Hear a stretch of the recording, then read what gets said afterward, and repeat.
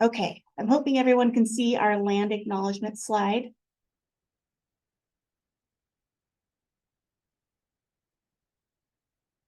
I'll leave that up for just a moment so everyone can have a chance to read it. Give you a chance to introduce yourself in the chat.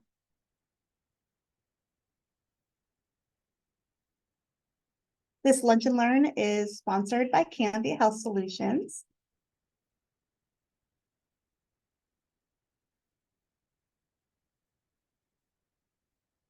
So in this Lunch and Learn, Tanya's going to outline how inclusive leadership goes beyond good intention. It fundamentally drives individual, team, and organizational success. During this workshop, you'll learn about the 6 traits of inclusive leadership, assess your own strengths and areas for growth, and create a personalized action plan to foster a more inclusive environment. So we will be doing breakout rooms a little bit later.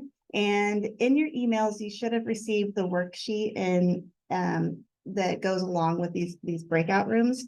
So if you don't have the worksheet, don't worry, we'll be putting a link to it in the chat when the time comes. Let me go ahead and introduce our speaker. We have Tanya Macedo.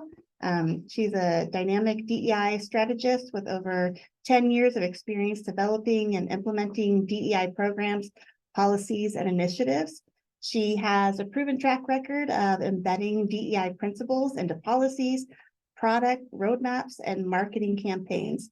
As a certified DEI professional by the National Diversity Council, Tanya collaborates closely with top-level executives, ERGs, and DEI councils to optimize programs, fortify accountability, and attain DEI outcomes.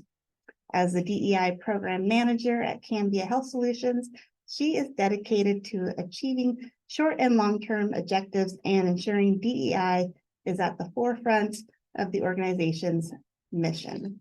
And we will also be putting her LinkedIn in the chat. Please feel free to follow her. I'm going to stop sharing my screen and hand it over to Tanya. Thank you so much. I am now going to start sharing my screen, and I realize this slide is repetitive, and that's okay. Here's another picture of me. Hello, everybody. It's good to be here with you all today on this beautiful rainy Thursday here in Portland, Oregon. My name is Tanya Macedo. My pronouns are she, her, ella, and I am the DEI program manager at Cambia Health Solutions. So what are we going to be doing here today? We have about 45 minutes to an hour together. For a portion of time, I'm going to be sharing about DEI at Cambia and what that looks like. Some achievements, areas where we're growing still, and then we're going to transition into the inclusive leadership workshop. So we are going to do a few exercises. This session is also going to have a breakout room. So it is super engaging. So we're going to have conversations with one another, get a little bit vulnerable. So I hope everyone's prepared for that. I know it's lunchtime, but I'm hoping you all will participate. And then at the end, we're going to do some sharing and some action planning together. And if you have any questions, feel free throughout this to put them in the chat. I will need someone from OBI to kind of help me. If you see a question, just stop me at any moment and, unmute and let me know that there's a question in the chat. So a little bit about Cambia Health Solutions. We are a healthcare provider who is really focused on human-centered healthcare. We have 6 health plans in the Pacific Northwest. We have 4 state footprints. So Oregon, Idaho, Utah, and Washington. We have about 5,000 employees. We're hiring. So if you're here networking and getting to meet people, definitely go and check out our careers page. We can also drop it in the chat. But we have been recognized for having a culture of ethics, of well-being. We also have a really strong commitment to DEI.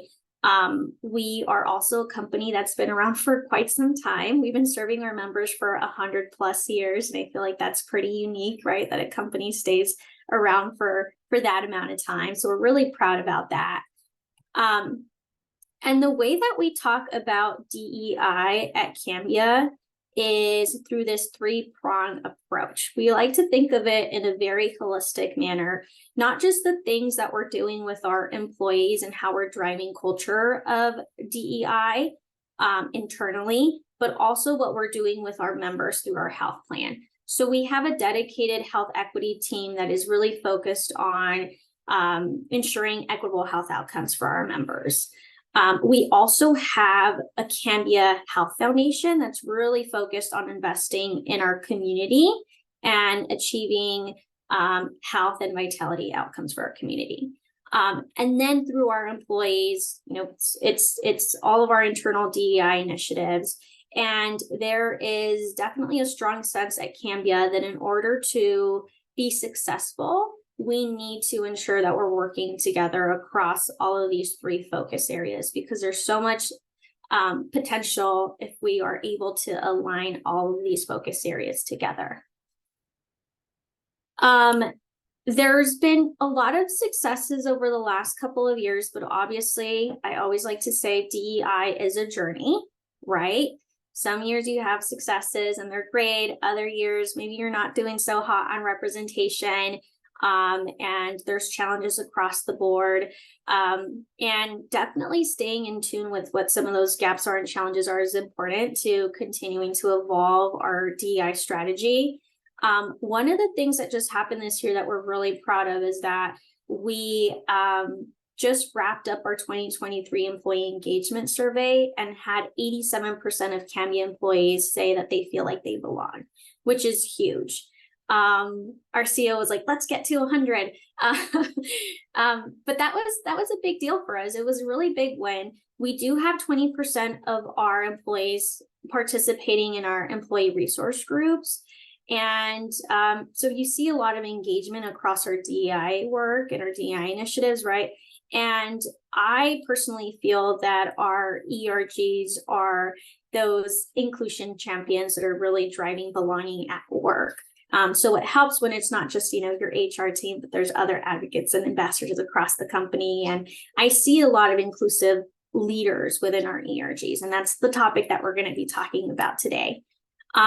We have lots of representation from women across the board within, all different positions of Cambia, our board. And then we're working to increase racially, ethnic, diverse populations across our leadership team and across our workforce in general. You can read more about this on our DEI website. We also have a website that's specifically focused on our community social impact work, but a little bit about it. We've given over $9 million. We do a lot in terms of volunteering, giving back to the community. We have a really big reach. And when it comes to our health equity work, I mentioned we have a dedicated team that's working on that. They're really looking at how are we utilizing technology? How are we utilizing data to really simplify and enhance the experience for our members? And how do we keep prices affordable and continue to grow sustainably so that we're here for the long term for our members? So that's Cambia in a nutshell. And like I mentioned, it's a journey. So definitely we have things to work on and continue to improve on how we do DEI at Cambia. Any questions about that before we move on to our workshop?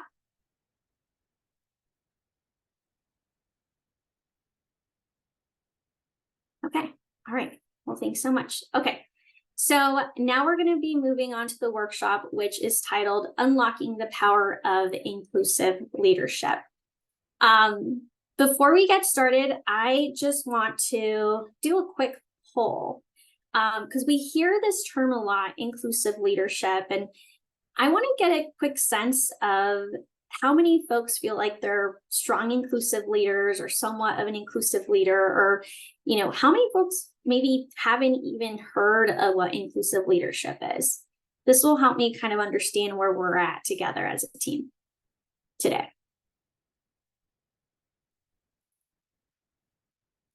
So you'll see this window pop up on your screen, and if you can take a few seconds and just answer, that would be great.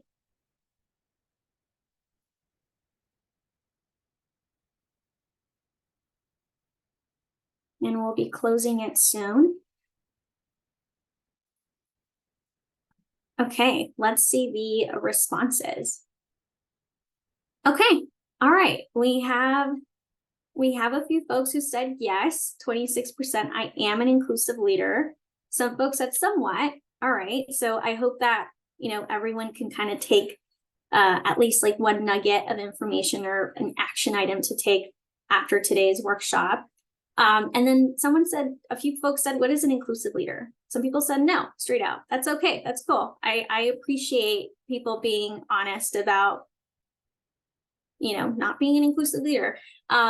So for those that said, yes, I am an inclusive leader, if you can unmute or in the chat, like just share why you consider yourself an inclusive leader, maybe what behaviors, what actions you take, what do you do with your team that puts you in that category?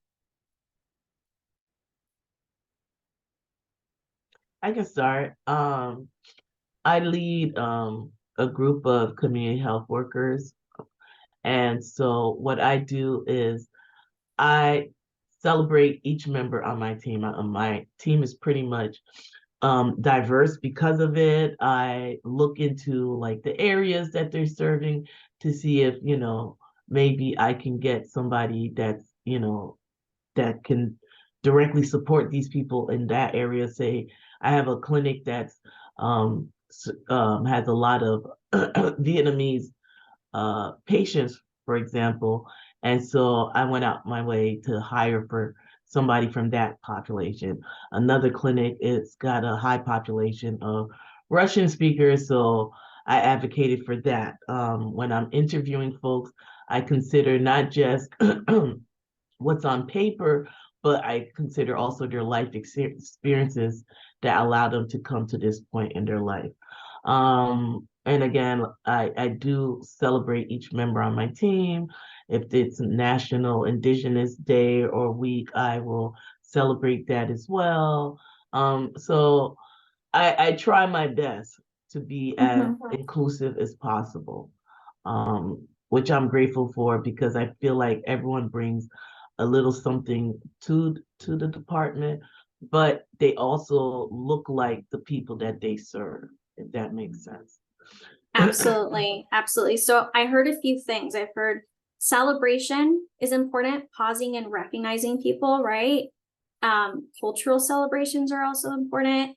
And then you mentioned something about the needs of the community, just being really aware of what those are, and then making sure that those needs are met through hiring folks that have that experience and that can meet those needs. So that's perfect. Thank you so much for sharing.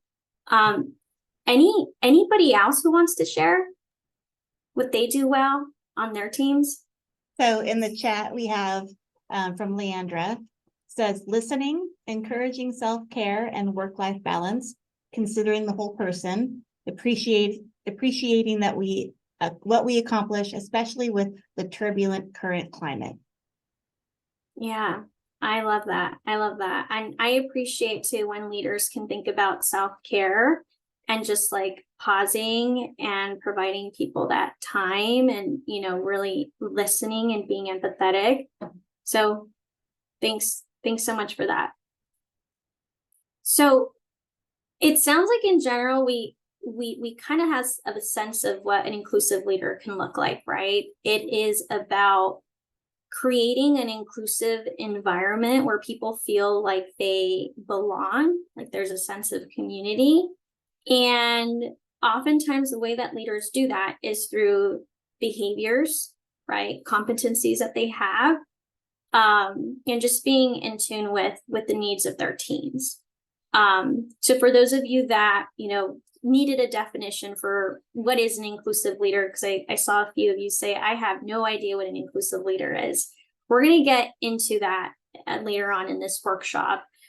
There are actually 6 characteristics or traits of inclusive leaders, and we're going to talk through those, their definitions, and how they come to life at work. So appreciate you all sharing. On the other hand, I'd love to hear from someone without revealing too much or the identity of a person, right? I'm sure many of us have had leaders who are not inclusive in previous companies or, on different teams. Like, what about that specific individual was not inclusive? Because I also like to see, like, we know what an inclusive leader is, but do we know what a non-inclusive leader looks like as well? Does anyone want to share? I can share. Hi, my name is Amina Shikwali. And I would say that, I've worked with a leader who hasn't been inclusive, and you can tell that by their interviewing skills. Um, I've been on panels when we're hiring for our department, and you you can tell when they're biased of what candidate that they want to bring forth. Or in my experience, I've seen that we had a candidate that had an accent but had great, like, the resume was phenomenal, but my leader at that time was like, don't you think that would be a barrier? And I kind of had to step in and be like, well, first, you can't say that. And second, I was like, accent is not a barrier, especially because I am somebody who also immigrated to this country, and I've had the privilege of growing up here, but not everybody else has that privilege. So, recognizing and calling that out is very important to me. And when I come across leaders who are not inclusive, because I feel like that's how we miss out on opportunities and on people, especially people of color and of different backgrounds, and of every and any identity. I think when we have leaders who are very narrow-minded in their thinking and are very kind of just embedded in their ways, it kind of takes away from the individual. And I feel like as people of color, as minorities, as anybody who's different, we could have so much different credentials, and we can have the education, and we can have, and then it will just be that small thing like my accent, or I might look different, and I feel like if it wasn't for somebody like me in that interview panel, I don't think that person would have got hired, but I pushed for that individual to get hired because of the work that they've done was great. And I actually had to pull my leader aside and tell them that that was wrong of them to assume just because somebody's from a different country and that they have an accent that that they're not capable of doing the work. And I've been working with this person for probably like over a year now, and great, like I'm so happy that I'd advocated, but sometimes there's not individuals like me on the panel or that can say these things or even speak up. So I think non-inclusive leaders, we have to call them out and have uncomfortable conversations with them, because that's the only time that change is really going to come about. Yeah. And I applaud you for being courageous, right? To be able to say something and call that person in and say, hey, I don't agree with that, and point out some of the biases, right, that people have, especially during a hire, when you're going through the hiring process and you're part of the hiring panel. This is why a lot of companies will often have a diverse hiring panel, so that it minimizes that bias, right? So that, people like you, Amina, can say, hey, this person actually has all of the experience that we need, and because of an accent, they're not going to get, selected. That's huge. So it sounds like that person definitely needs a little bit more support with their with identifying their biases, and then with also building up their cultural intelligence. I see, Adrian, you have your hand raised, and there's a lot of chats that came through. I thought maybe I'd just do two more. That's okay. Okay. Yeah. Okay. So from Hazel, non-inclusive leader I worked with literally forced all of us to listen to conservative talk radio and paraded around the office with a MAGA hat. And then from Angela, ignorance around the cultural uniqueness of the people they are hiring to help with interpersonal work development and homework balance. I think just taking the time to know someone a little more and being mindful and consideration to more helpfully utilize their strength and needs. Yeah. I think that cultural intelligence piece is huge. And many of you said work-life balance as well too. And I think that's so super important because, oftentimes we don't think about new parents, people that may have a disability or, who are neurodivergent, who might need to be attending more doctor's appointments, right? And how that limits people from participating and collaborating in a way that they can if there isn't that balance. So I'm just reading through all of the comments that were added on here, and this is great. So thank you all so much for participating. I'm going to move on just for the sake of time because there's so many other conversations that we're going to have with our exercises and in our breakout rooms. But before we get started, I know that there's a variety of different understandings within this workshop around what diversity, equity, and inclusion is. So I'm just going to, because I am going to be talking about inclusion a lot, specifically since the topic is inclusive leadership. I just want to make sure that we all have shared understanding, shared definitions of what some of these things mean. So when we talk about diversity, we're talking about the presence of differences. When we talk about equity, we're talking about fair access, opportunity, and support. And inclusion is a genuine sense of belonging. These are pretty simplified definitions. If you want something that is a little bit more targeted, you can look at the definitions below. But something interesting that I always see in this work, and there's been lots of research papers out there, is that even if a company has high representation rates and they have programs in place to increase equity, if their workforce doesn't actually feel represented, doesn't actually feel like their leadership really cares about their achievement or their success, if that environment isn't perceived to be there, then many companies aren't going to score very high on inclusion when they, do a belonging survey. And this is why having inclusive leadership is so important. They not only serve as ambassadors, but make sure that people feel that their leadership really cares, that they're really represented, that we really care about their success. And so this is why this topic is so important around inclusive leadership, because inclusive leadership really supports DEI work and its success.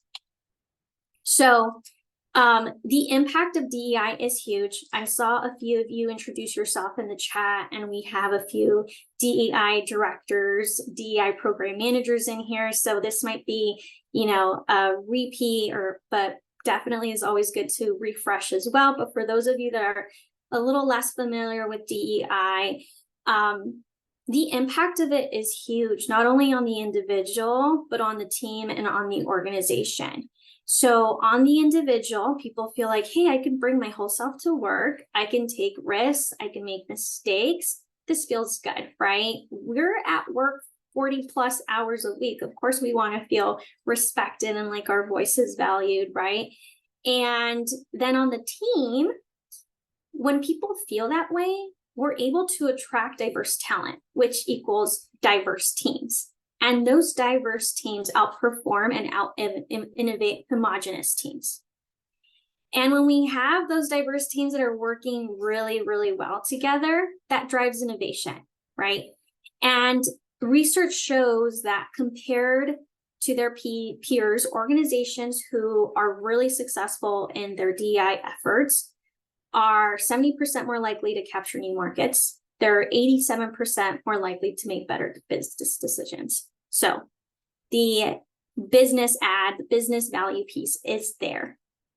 And this is why inclusive leaders are so important, because they're a key to driving DEI impact across an organization. They bring organizations closer to their aspiration of meeting all of their DEI goals. They do this because they support the structural changes that happen within organizations. They act as role models. They hold leaders accountable to advance DEI. And they also design systems that unleash the potential of other talent. and they drive innovation and growth. So lots of benefits around inclusive leaders, right? About growing that inclusive leadership within your organization. So now I'm going to share a video, and this video is by Dr. Shirley Davis. And Dr. Shirley Davis is going to talk to you about a concept, which is the 6 C's of inclusive leadership. And she's going to just dive right in, define what that looks like, why it's so important. It's a 5-minute, 4-minute and 50-second video. And this will be your launching pad for doing an assessment and then doing the breakout rooms. So just bear with me as I share this video.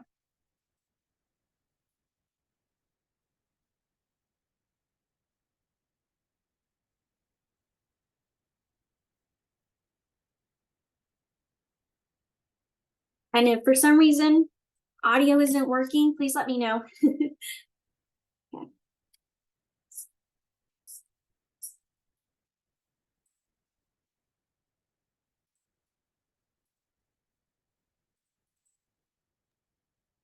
Yeah, I don't think we have audio.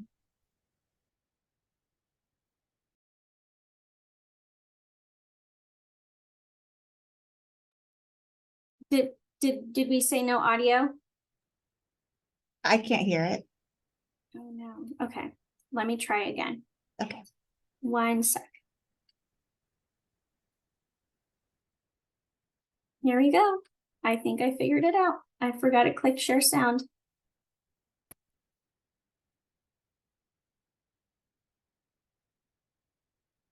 Wait, sorry.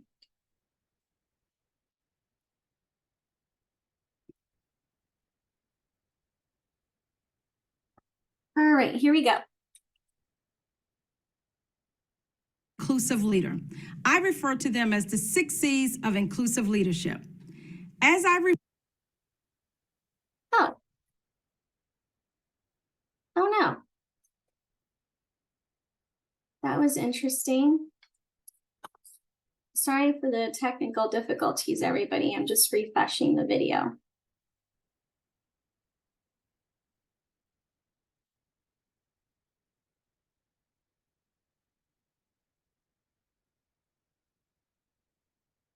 Okay.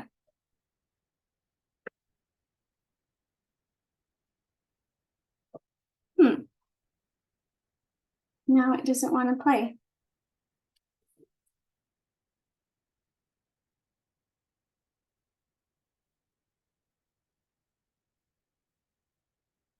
Okay. We'll give it one last try. scale of 1 to 5, 5 being very effective, 1 being not effective at all. Also consider one thing that you can do to increase your effectiveness in the next 60 days. The first trait is commitment. Inclusive leaders know that by committing their time, energy, and support to investing in people, that they engender inclusive workplaces. By demonstrating this level of commitment, they empower and inspire others to achieve their potential. The second trait is courage. Inclusive leaders challenge the status quo and aren't afraid to call out deeply held and ingrained beliefs, attitudes, and behaviors that foster homogeneity. They demonstrate humility by recognizing their own shortcomings and are willing to admit to their mistakes. The third trait is cognizance of bias. Inclusive leaders understand that personal and organizational biases narrow their field of vision and preclude them from making objective decisions. They exert considerable effort to identify their own biases and learn ways to prevent them from influencing talent decisions. They also seek to implement policies, processes, and structure to prevent organizational biases from stifling diversity and inclusion. The fourth trait, curiosity. Inclusive leaders have an open mindset and a hunger for other perspectives and new experiences to minimize their blind spots and improve their decision-making. Additionally, their ability to engage in respectful questioning, active listening to others, and synthesizing a range of ideas makes the people around them feel valued and respected, and a sense of belonging. Inclusive leaders also refrain from making quick judgments, knowing snap decisions can stifle the flow of ideas on their teams and frequently marked with bias. The fifth trait is cultural intelligence. Inclusive leaders have an ability to function effectively in different cultural settings. They also recognize how their own culture impacts their personal worldview, as well as how cultural stereotypes can influence their expectations of others. They know when and how to adapt while maintaining their own cultural authenticity. The sixth trait, collaborative. Inclusive leaders understand that collaboration is the key to team performance and success. As a result, they create a safe space in which all individuals feel empowered to express their opinions freely within the group without judgment or retribution. They also realize that diversity of thought is critical to effective collaboration. Thus, they pay close attention to team composition and team processes. Okay. All right. So those were the 6 traits of inclusive leadership. Now that you've learned all about them and that Dr. Shirley was able to, define them for you all, I'd love to do another poll to see where folks would rate themselves strongest in. What behavior or trait would you rate yourself the strongest in?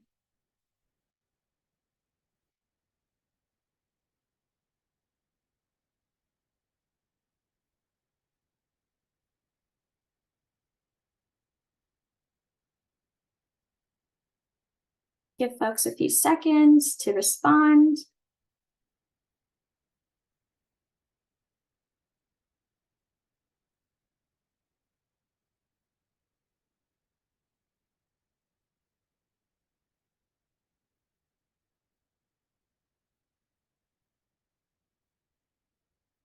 All right, let's see how folks answered. Okay, here we go. So it looks like a majority of you all believe you're strongest in commitment, staying true to DEI and ensuring that people will have the resources and what they need to be effective. Let's see, curiosity is another big one, 17%, and collaboration, awesome. There are a few 11%, so we have courage, cognizance of bias, and cultural intelligence. For those of you that said commitment, I'd love to hear a few examples if possible as to why you chose commitment.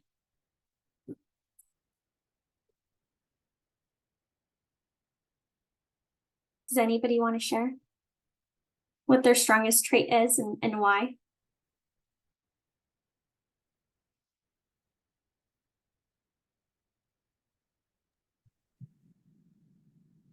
I'll go. Oh, go ahead, Hazel. Oh, thank you.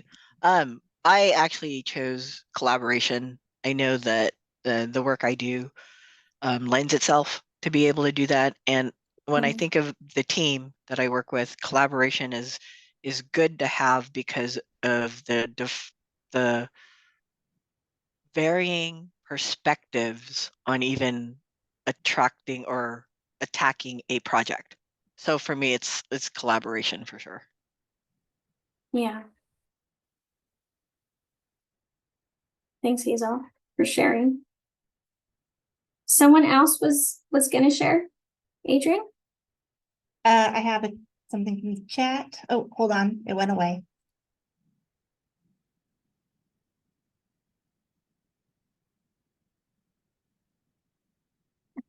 Anybody else?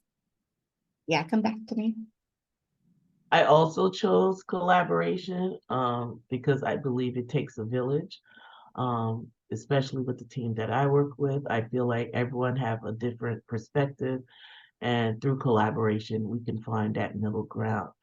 But I don't serve as a dictator. I see myself as one of the team members, and we all kind of contribute to whatever the situation may be, or on the team when it comes to decision making.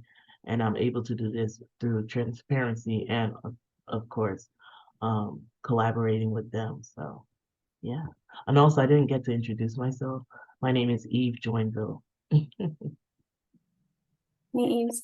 Yeah, and no, thanks for sharing. I think that those of us with teams and who work, across departments, we might have a stronger muscle in collaboration because we do it every single day, and need to ensure, that we're successful in that for our jobs.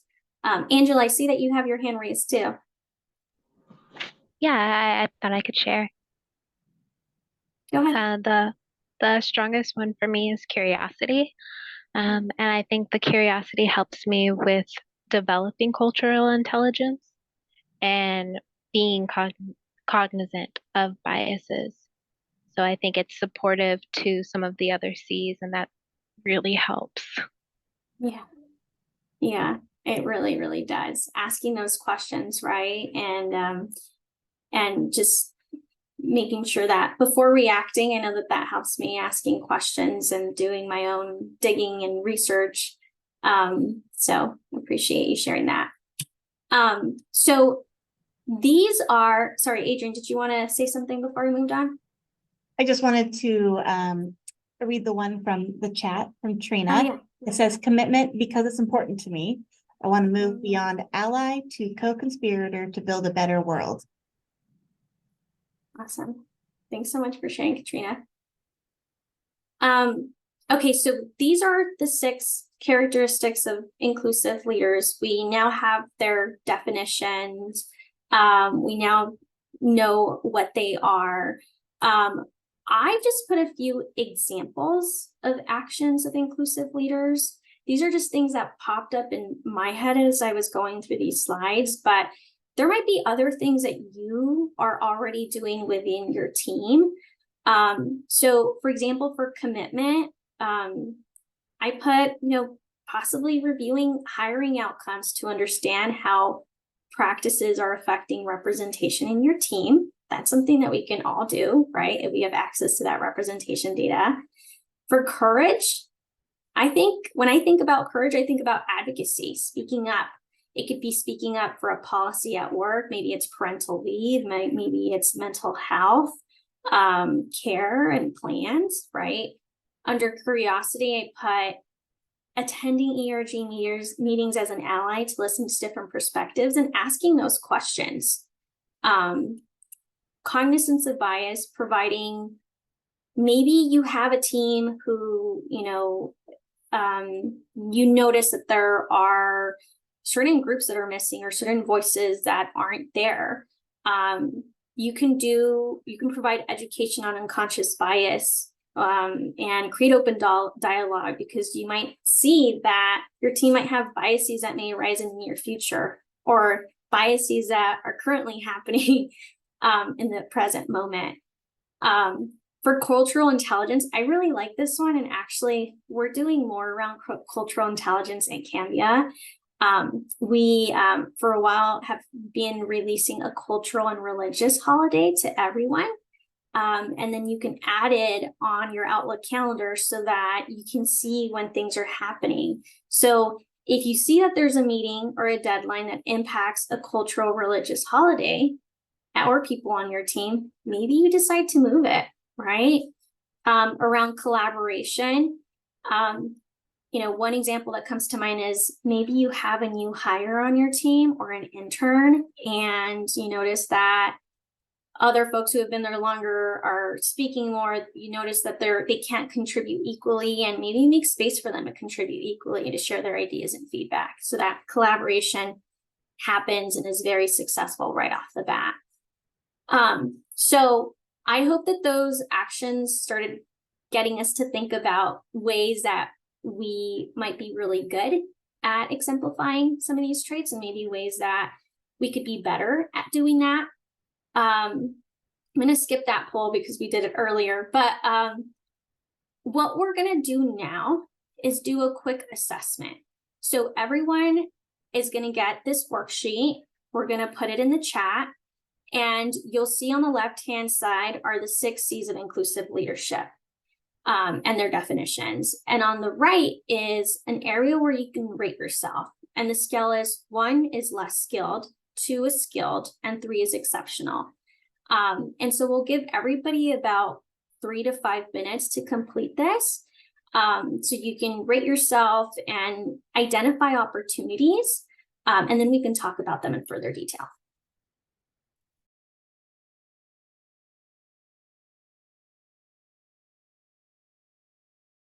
So I see the link to the worksheet has been shared, and it's a PDF document, and you can actually type on the PDF document. So it is 12:43. So we'll come back at like 12:46. It should be pretty simple enough. Is everyone able to access the document?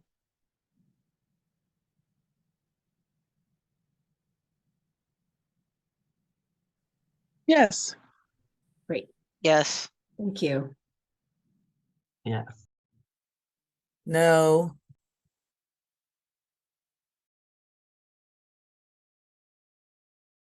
Who said no? If for some reason you're having trouble accessing it, you could also just grab a pen and paper and see if you can just quickly rate yourself. And Okay. but we can also try to resend it. Yes. I don't Try know to if that's resend it, possible. please. Okay.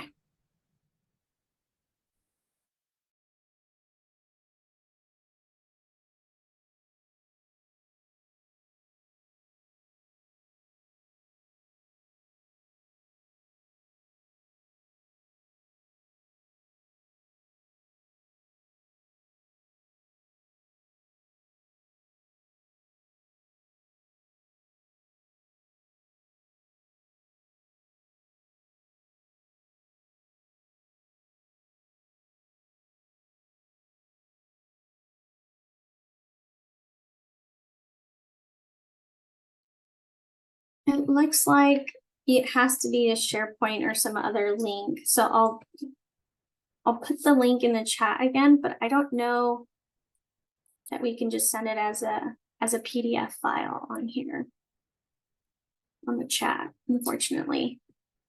There was an email that went out, I believe yesterday, right? With this worksheet as well. So you might be able to find it there too. Yeah, and the email went out about 10 minutes before the event started. Might be an easy one to miss.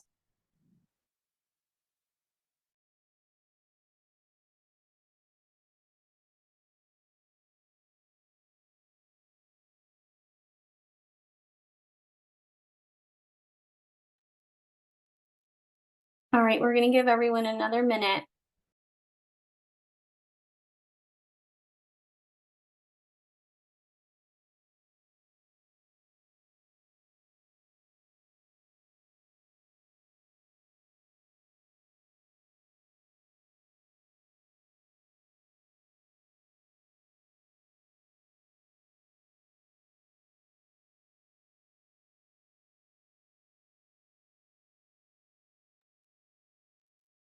Okay, I hope everybody was able to finish that. If you weren't able to access the worksheet, hopefully you were able to just take some quick notes and do it with a paper and pen in front of you. Any surprises here? Is anyone willing to share maybe what they learned about themselves or how they rated themselves?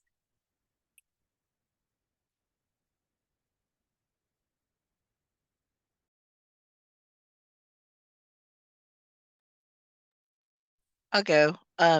It's kind of interesting for me. I'll say broke even. So 3, I scored 2, and then 3, I scored 3. Don't know how that happened, but that's how mine worked out. Are there, for the things that you scored highly in, did you know that? And for the things that you scored low in, or were there any surprises, or it's pretty much what you know about yourself already? I want to say that the first one, commitment, I scored myself a 2. Skilled, but sometimes when it comes to commitment, I need to know what it is I'm committing to. And for me, that's tough when sometimes leaders speak in innocuous terms. So they want buy-in from me, and I have to, then my curiosity kicks in to say, but why? What's in it for the team in a way that makes this equitable? Or is it more because you just want it this way? So being able to balance that kind of thinking for me is pretty important. Yeah. I was thinking about it similarly. Oh, sorry, is someone else gonna go? No, go ahead. Okay, wonderful. Thank you. I was thinking about commitment and also courage in the context of working, especially in corporate America, as a queer person of color who occupies a variety of other marginalized identities. I want to say that I've got a lot of courage and a lot of commitment, but I also think that so much of that hinges on feeling like my organization has some sort of commitment to the communities that I'm a part of as well.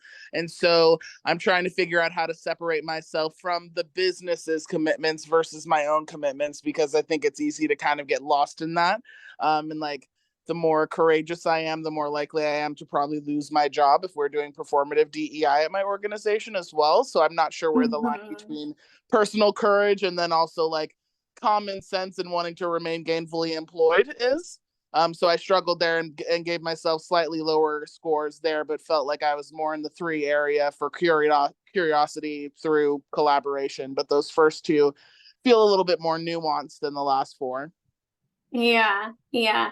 And you bring up a good point, right, around courage and maybe alignment between what your company is doing, where you want it to be, and maybe where it's headed when it comes to its DEI strategy. And I think it's a fine balance, right? I think there's times when we feel more courageous because we know that other employees are saying the same thing, or we know that there are opportunities for growth, and you know it's going towards kind of like that. It's growing slowly, but you want to kind of provide advice and continue to move the needle and you know, and push that way. And then there's moments where we don't feel safe speaking up.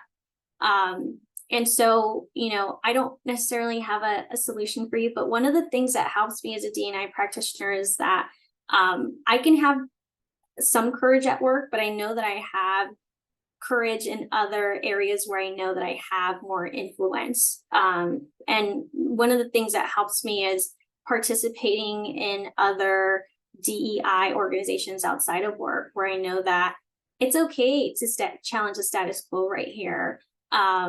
Where, you know, maybe I wouldn't be able to express that in a workplace, in a working environment.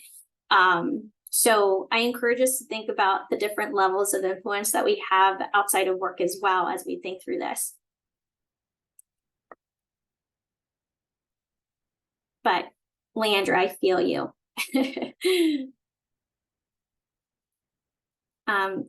Okay, well, I'm gonna move on because I want to make sure that we have at least a couple of minutes to do the breakout session. And I appreciate you all sharing your own experiences and yourselves with me today. It's really great when you have a group that's really engaged and willing to share. So a part of this is that we've assessed ourselves now, right? You kind of more or less know what some opportunities might be. So now what I want us to do is take maybe like 6 minutes to break out into breakout rooms. And in this activity, what you're going to do is you're going to rotate between being a storyteller and a listener.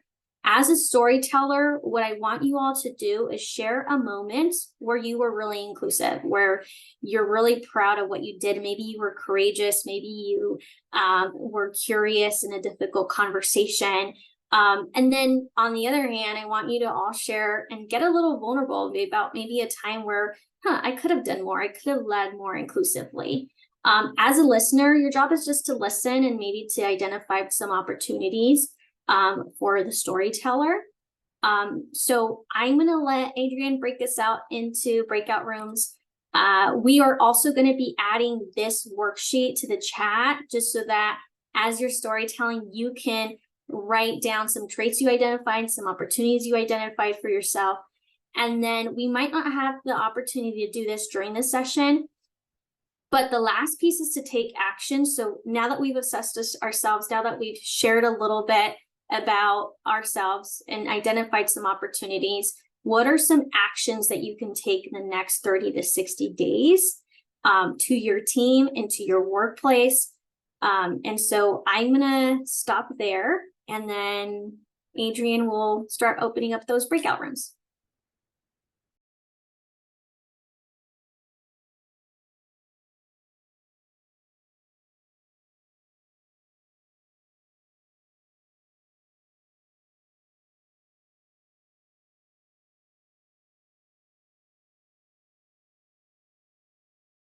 Hopefully all inspired to go back to your teams and do something a little different, right? Look at your assessment, see where maybe you could be more curious, where you could be a little bit more committed, where you could be, develop a different cultural or an expansive cultural intelligence. And one of the things that you all can do is take this assessment back with your teams, and have a mini workshop with them. I feel like when groups do this as teams, they are able to identify new practices and new ways of working together that are inclusive. And, it's a good team exercise to do. But I want to thank the OBI team for, letting me lead this workshop. And it was really nice meeting many of you. And thank you all so much for being vulnerable and for sharing your stories. So I appreciate you all. Thank you, everyone, for this outstanding discussion. We had great engagement. Tanya, this was amazing. So special thanks to you for sharing your valuable insights, your experiences. You've greatly contributed to our understanding of inclusive leadership. So we really thank you. We also thank Cambia for making programs like this happen and being able to bring it to you all. So thank you, Cambia. Just want to let you know that we have recorded this session and we will be sending this out along with the slide deck. So you can keep an eye out for that in your email. That'll maybe come in your email tomorrow or maybe next week, depending on time. We hope to see you again, all of you, at another event. We have another Lunch and Learn scheduled in January. So check out our events page on our website. And thank you, everyone.